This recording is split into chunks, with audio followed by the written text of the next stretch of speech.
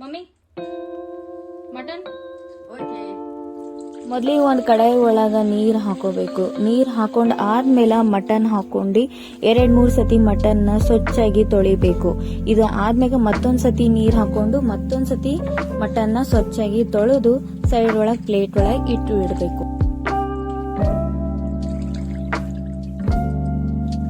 ಈಗ ಮಟನ್ ಸ್ವಚ್ಛಾಗಿ ತೊಳೆದು ಸೈಡ್ ಅಲ್ಲಿ ಪ್ಲೇಟ್ ಒಳಗೆ ಇಟ್ಕೊಳತಾರ ಮಮ್ಮಿ ಅವರು.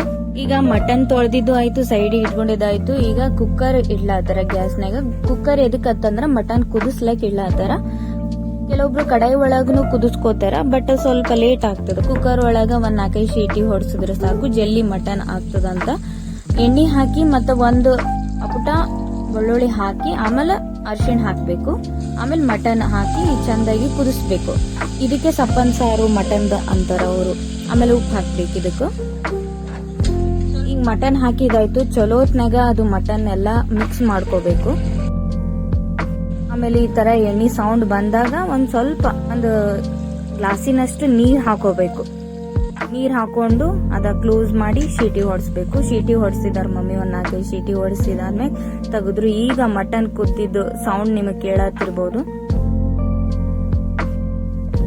ನೋಡಿ ಯಾವ ರೀತಿ ಕುದ್ದದ ಮಟನ್. ಈಗ ಫುಲ್ ಚಲೋ ಕುದ್ದದೀಗ. ಈಗ ಒಂದ್ ಕಡಾಯಿ ಒಳಗ ಎಣ್ಣೆ ಹಾಕೊಂಡು ಮತ್ತು ಕೊಬ್ಬರಿ ಹಾಕೊಂಡು ಹುರ್ಕೋಬೇಕು. ಇದು ಅಷ್ಟು ಕೊಬ್ಬರಿನ ನಾವಿಲ್ಲಿ 1 ಕಪ್ ಅಷ್ಟು ಕೊಬ್ಬರಿ ತಗೊಂಡಿವಿ.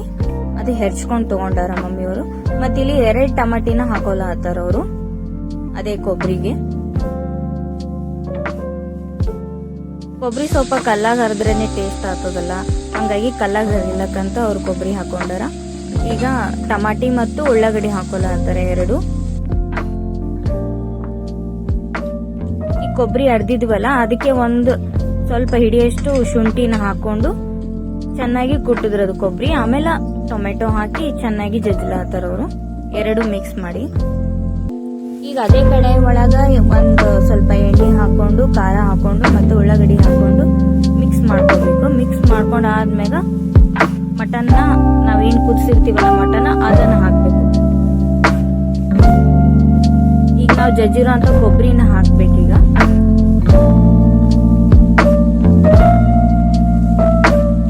ಇದಕ್ಕೊಂದ್ ಸ್ವಲ್ಪ ಕೊತ್ತಂಬರಿ ಹಾಕ್ಲತ್ತಾರ. ಪುದೀನ ಇತ್ತಂದ್ರೂ ನೀವು ಪುದೀನಾನು ಹಾಕ್ಬೋದು, ಸ್ಮೆಲ್ ಚಲೋ. 15 ನಿಮಿಷನ ಕುದಿಸ್ಲಾತಾರ ಇವರು. ಕೊತ್ತಂಬರಿ ಹಾಕಿದ್ಮೇಲೆ ಒಂದ್ 5 ನಿಮಿಷ ಪ್ಲೇಟ್ ಅನ್ನ ಮುಚ್ಚಿಡ್ಬೇಕಾಗುತ್ತೆ. ಯಾಕಂದ್ರೆ ಸ್ಮೆಲ್ ಎಲ್ಲ ಹೀರ್ಕೊಂಡು ಚಂದ ಸ್ಮೆಲ್ ಬರ್ತದದು. ಚಂದ ಕುದಿಲಾತದ ಮಟನ್. ಜಾಸ್ತಿ ಕುದಿಸ್ಲ. ನಮ್ಮ ಮಮ್ಮಿಯವ್ರು ಮಾಡಿದ್ದು ಮಟನ್ ಸಾಂಬಾರ್ ನಿಮ್ಗೆ ಇಷ್ಟ ಆಯ್ತು ಅಂದ್ರೆ ಸಬ್ಸ್ಕ್ರೈಬ್ ಮಾಡಿ, ಹಾಗೆ ಲೈಕ್ ಮಾಡಿ, ಶೇರ್ ಕೂಡ ಮಾಡಿ, ಕಮೆಂಟ್ನು ಮಾಡಿ ಹೆಂಗಾಯ್ತು ಅಂತ. ಈಗ ನೋಡ್ಬೋದು ಮಟನ್ ಯಾವ ರೀತಿ ಕಲರ್ ಬಿಟ್ಟದಂತ. ಈ ತರ ಕಲರ್ ಮತ್ತೆ ಈ ತರ ಎಣ್ಣೆ ಬಿಟ್ರೆ ಅಂದ್ರೆ ಅವಾಗೆ ಮಟನ್ ಸಖತ್ತಾಗಿರ್ತದ, ತಿನ್ಲಕ್ಕೂ ಮಜಾ ಇರ್ತದ. Mutton sir ready.